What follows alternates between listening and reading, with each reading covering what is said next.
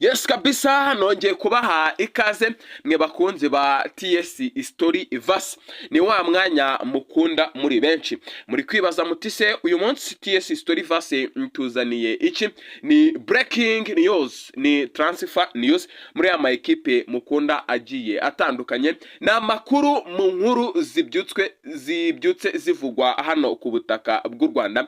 Cyane ko breaking news ndetse na transfer news muri iki gihe cya transfer ndavuga igura n'igurisha ry'abakinnyi hano mu Rwanda aba ari inkuru nyinshi. Uyu munsi rero nka TS Story Verse tubazaniye abakinnyi bari kuvugwa muri ya ma ekipe mukunda agiye atandukanye. Ndavuga EPR Gitinyiro nkuko abayobozi bayo ndetse n'abakunzi bayo babivuga, ndetse mbazaniye nayo muri Murera Isaro ry'Inyanza nkuko abayobozi ndetse n'abakunzi bayo bavuga ko ariyo kipe ya mbere ikunzwe hano ku butaka bw'u Rwanda. Ese wowe urabibona ute? Bitubwire hano hasi muri comment. Wowe utarakora subscribe hano kuri TS Story Verse, manza uyikore kugira ngo tujye tubana gatanu kuri gatanu, ubone notification mu bambere igihe tumaje gushyiraho breaking news hano kuri TS Story Verse. Tudatinze rero sasa uri kwibaza mutise tugiye guhera hehe? Tugiye guhera muri ekipe ya Rayon Sport Isaro ry'Inyanza. Ekipe ya Rayon Sport iracyari ku isoko ry'abakinnyi nomero 7, nomero 11 ndetse na nomero 9. Biri kuvugwa yuko rero iyi ekipe ya Rayon Sport ibifashijwemo na Haringingo Christian Mbaya, head coach wa ekipe ya Rayon Sport, ibifashijwemo na President Meya Murenzi Abdallah, umuyobozi wa ekipe ya Rayon Sport Winzibacyuho, ibifashijwemo na directeur technique wa ekipe ya Rayon Sport amwita Dylan Leonard, uyu mwongereza kabisa. Bari mu biganiro bya nyuma n'umukinnyi ufite imyaka 23 ushobora gukina imyanya 2, 7 ndetse na 11, akomoka mu gihugu cya Congo Brazzaville, ni nayo kipe akinira mu ikipe ya AS Otoho. Iyi ekipe yakinnye n'imikino ya CAF Confederation Cup, bamwita Exos Sagas Nzou. Ndabisubiramo, bamwita Exos Sagas Nzou.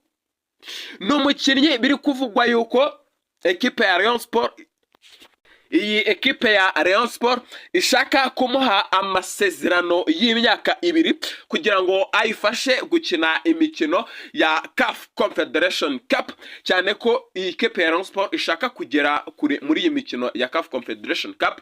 Sibyo gusa, barashaka ko uyu Exos Sagas Nzou azabafasha gukina shampiyona y'ikiciro cya mbere hano mu Rwanda bayita BK Pro League, azabafashe gukina Peace Cup cyangwa se igikombe cy'amahoro ndetse n'andi marushanwa Ferwafa igenda itegura hano mu Rwanda. Uyu rero Exos Sagas Nzou akina kuri 7 cyangwa se 11 nkuko nari mbivuze haruguru. No umukinnyi wafashije iyi ekipe ya AS Otoho kuvanamo ikipe ya Singida Black Stars yavanyemo Rayon Sport mu mikino ya CAF Confederation Cup mu mwaka ushize w'imikino. Uyu rero Exos Sagas niwe wafashije ekipe ya AS Otoho kuvanamo ekipe ya Singida Black Stars ayitsinze ibitego 2 wenyine, ndavuga mu mikino ya CAF Confederation Cup.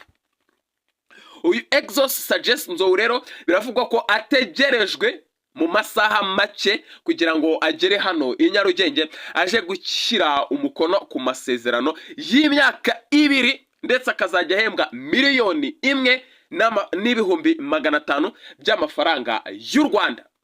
Uyu Exos Sagas rero niwe uje gusimbura Aziz Bassane Kuranya wamaje gutandukana n'iyi ekipe ya Rayon Sport cyangwa se Isaro ry'Inyanza kabisa. Ngira ngo muramubona hano hejuru kwifoto kabisa, murabona ko ari umukinnyi cyane ko afite 1.77 by'uburebure. Ngira ngo murumva ko hano ekipe ya Rayon Sport yaba ikoze diru kabisa. Ni umukinnyi w'umuhanga ufashe ikipe ya AS Otoho kugenda itsinda imikino 1 hariya muri shampiyona y'ikiciro cya mbere hariya muri Congo Brazzaville. Ndagushimiye wowe warunteza amatwi. Iyi ni TS Story Verse. Gusa niba utarakora subscribe cyangwa se saboni, manza uyikore kugira ngo tujye tubana kuri 5 kuri 5. Ndagushimiye, Imana ihumugisha ibyo ugiye urimo bitandukanye. Hasta la vista, Imana ibari